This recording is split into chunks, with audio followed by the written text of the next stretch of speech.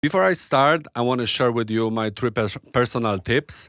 First one would be try to directly pick good kick and bass. I really did it many times in my past that I would just pick a kick and a bass and they would sound really good, but I would never be able to mix it properly. And I think the advice that I can give to everybody is to choose directly good kick and bass that don't overlap that much. Of course, it's impossible that the kick and the bass wouldn't overlap, but try to go with a solution: high frequency bass, low kick, low bass, higher sounding kick. And second tip would be use those here track delays. If you are using Ableton, you have them here. This is Ableton 10. I think in Ableton 12 they moved it to another place, but it's easy to find. This is what allows you to later move around by millisecond all the instrument and make better swing, make better live feeling. And third tip will be, if you are watching all the tutorials and you are super confused with all the frequencies, just really do as much music as possible and play around with the sound. Because right now, I think with the amount of tutorials that are there, everybody's trying to make perfect sounding record. And in my opinion, I started in a really basic gear.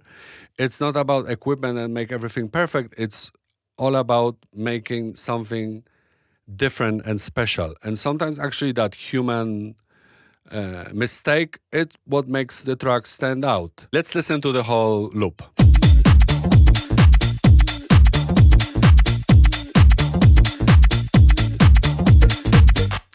As you see, it's very swingy and very groovy. So let's get into it. How I will be. I know I will be keep on switching off that microphone. Anyway, let's first hear the kick and the bass.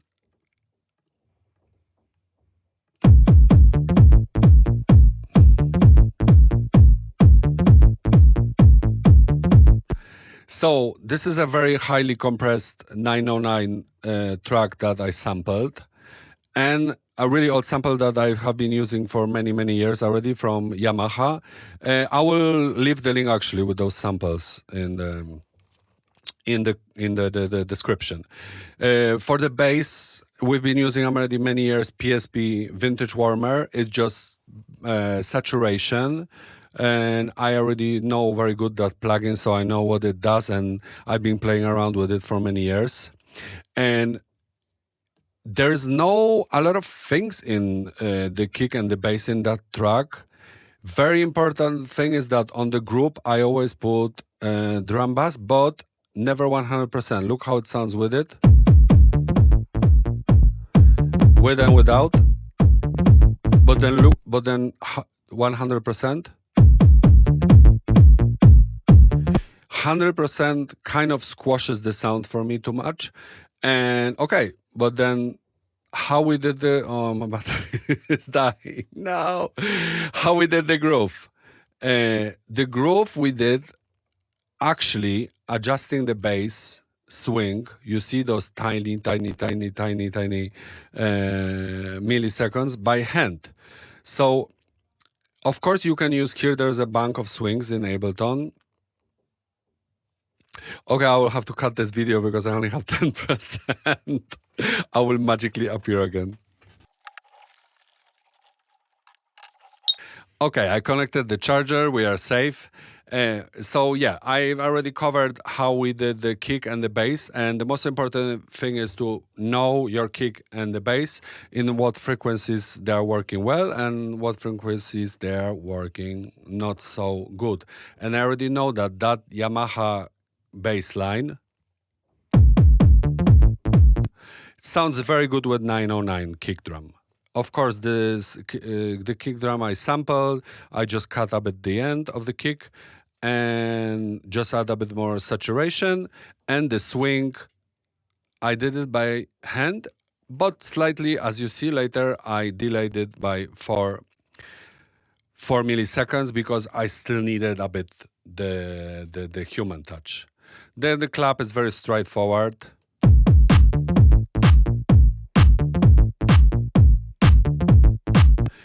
It's just two claps, one high and one low, with a short Valhalla room delay. And then what I think the most important in this track, and I will focus mostly on this because, you know, like you can watch, there's 5 million tutorials about hi-hats layering. There's like 6 hi-hats in it, and they are basically all filling the sound spectrum. But what's really important in this track, and I think what makes it special, is that I actually use swing hi-hats with just very offbeat hi-hat. Listen to this without the clap.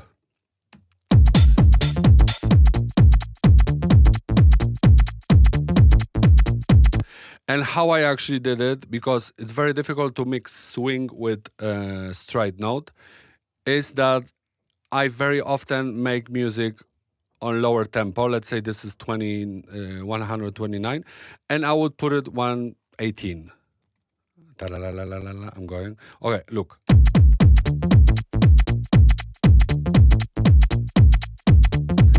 And then with a clap, you can much better hear the space between the sound. That's what makes the body move. And then that goes, and then this goes. That's what makes the difference. If you have just very simple hi-hat, you have to have an element that fills in the gaps. So the track without it would be just like this. You know, and that's what makes it special. So I think it's very important when you make a groove to slow it down back and forward, and then again fast, or even very fast like this. You know, to kind of see how your music reacts. It's the same thing with the stereo, that when you work on a track, to later put everything in mono, if everything sounds as well in mono, as good as in stereo. So I kind of find this very similar, that your track has to work and also slower. And how I did this, I will be switching off the microphone. How we layer this hi-hat is basically one that it's higher and one that is lower.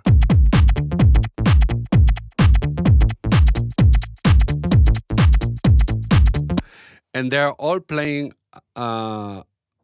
swing, but as you see again here, I will try to zoom. It's not perfectly. I moved it around by hand. And then, as you see, this one is 9 and this one has 5. So also accept that I moved it around. Also later moved it and adjusted it with the track delay. And another trick on those hi-hats is that I use the sidechain that everybody's using, and I'm sure you watched a lot of tutorials about sidechain, that I actually use the reverse sidechain, because here in this plugin Kickstart 2 by Nicky Romero, you can adjust the envelope, and you not necessarily only need to use it for the bass and the kick, because as you see on the bass and the kick, I don't even have sidechain on here, because I know how that kick with the EQ works with the bass, and I actually use this. Look how this sounds without it. So it would make the track. It would really dominate in the track, and with it, sounds much more slick and much more funky. Look.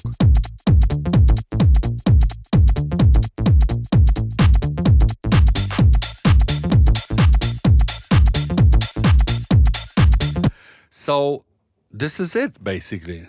I think to make kind of my final word for this tutorial is that you have to play around with the sound and don't be afraid to move it. And even if things don't seem right, maybe try to slow down or speed up the tempo and see how they work, and try to listen what you cannot hear, because if you just hear the track in the same tempo over and over and try to just focus on EQing, maybe actually better way is to move things around and just completely change it or swap or know your kicks and your bass. So I'm just I hope this is just a bit helpful. Let me know in the comments if you want any other tutorials and what else should I focus on, because of course talking about music can take forever, and I was just trying to focus on how to make the groove. And yeah, thank you for listening, and I will try to make in another tutorial the how we did the vocal on that track. And yeah, take care.